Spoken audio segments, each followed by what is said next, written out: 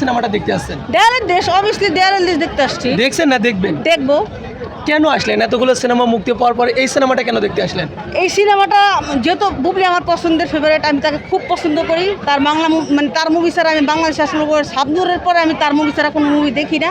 এই জন্য আসছি ওনার দেয়ালের দেশ দেখতে। আর শরীফুল রাজ ভাইয়া এবং বুবলি আপুর এই সিনেমার ট্রেইলারে যা দেখাইলো সেইটা দেখার জন্য আমি খুব আগ্রহ হয়ে নিয়ে আসছি দেওয়ালের দেশ দেখার জন্য। আচ্ছা, বুবলি তো আরো একটা সিনেমা মুক্তি পাইছে, ওই সিনেমাটা কেন দেখেননি? হ্যাঁ, ওটাও দেখবো এটার পরে।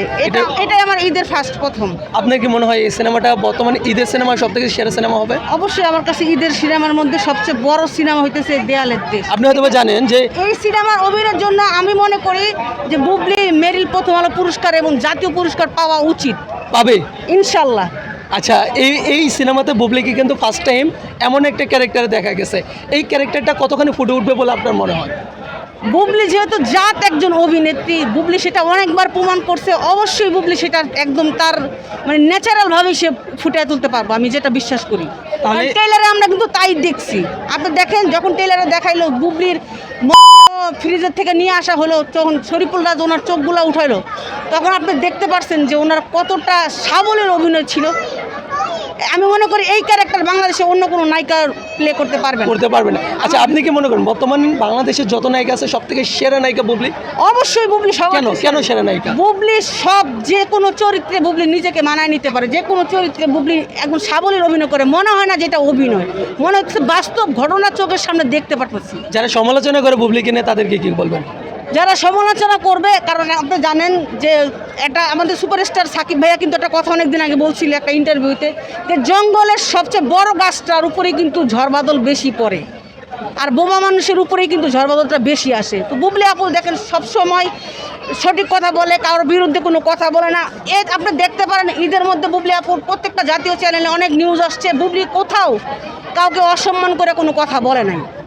তো যেহেতু বুবলি আবার এত ভালো মানুষ, আর ভালো মানুষ যখন একটু উপরে উঠতে চায় সবাই টেনে ধরে নামানোর চেষ্টা করে। আমার কথা হলো, তোমরা পিছন থেকে টেনে ধরে নামানোর চেষ্টা করবা। আর উপরে কিন্তু একজন আছে, সে হলো আল্লাহ। উনি কিন্তু বুবলির উপরে টানার জন্য উপরে দাঁড়ায় আছে, উপরে টানা নেবে। তোমরা যতই ষড়যন্ত্র করে নিচে নামাতে চাও, পারবা না। এই কারণে কিন্তু আমরা দেখতে পারি অন্য নায়িকার একটা সিনেমা না আসলেও বুবলির কিন্তু গত ঈদে দুটো সিনেমা আছে। আমি একজন কন্টেন্ট ক্রিয়েটর। আমি বলি, আমার কন্টেন্টে আমি সবসময় বলি যে বুবলি হচ্ছে ঈদ কন্যা। ঈদ কন্যা প্রথম থেকে বসগিরি দিয়া যখন আসছে, ঈদে যাত্রা শুরু করছে, এরপর থেকে কিন্তু বুবলির একের পর এক পিছনে তাকায় না। প্রত্যেকটা ঈদে বুবলির একটা বা দুইটা সিনেমা থাকছেই। তো সেই জন্য বলবো বেস্ট অফ লাক বুবলি। এভাবেই ভালোবেসে যাবে দর্শকদের, ভালোবাসা। আর সবাইকে বলবো বুবলির দেয়ালের দেশ সিনেমাটা অসাধারণ। যতটুকু ট্রেলারে দেখলাম, আপনারা সবাই আসবেন, বুবলির দেয়ালের দেশটা দেখবেন কি। এবং বুবলি আপুর আরেকটা সিনেমা আসছে, সেটা আমি এখনো দেখা হয় নাই। এই সিনেমার পরে আমি সেটা দেখবো, মায়া দা লাভ। এবং সবাই মায়া দা লাভ সিনেমাটাও দেখবেন। একটা এত চমৎকার একটা অভিনয় বুবলি আপা সেখানে করছে। ট্রেলারে যা দেখছি যে তিনজন নায়কের সাথে বুবলি কিন্তু একাই তিনজনের সাথে ক্যারেক্টার প্লে করে গেছে। তো অবভিয়াসলি বুবলি একজন জাত অভিনেত্রী। অবশ্যই যে চিনায় দিছে যে বুবলি কি। বাংলাদেশের মানুষ কিন্তু সবাই জানে যে বুবলি একজন অসাধারণ অভিনেত্রী। এজন্যই অন্যান্য তারকাদের কোনো ছবি না থাকলেও বুবলির কিন্তু ঈদে সবসময় সিনেমা একটা দুটো থাকে। তো সবাই মা দালা দেখবেন, দেয়ালের দেশ দেখবেন। আল্লাহ হাফেজ।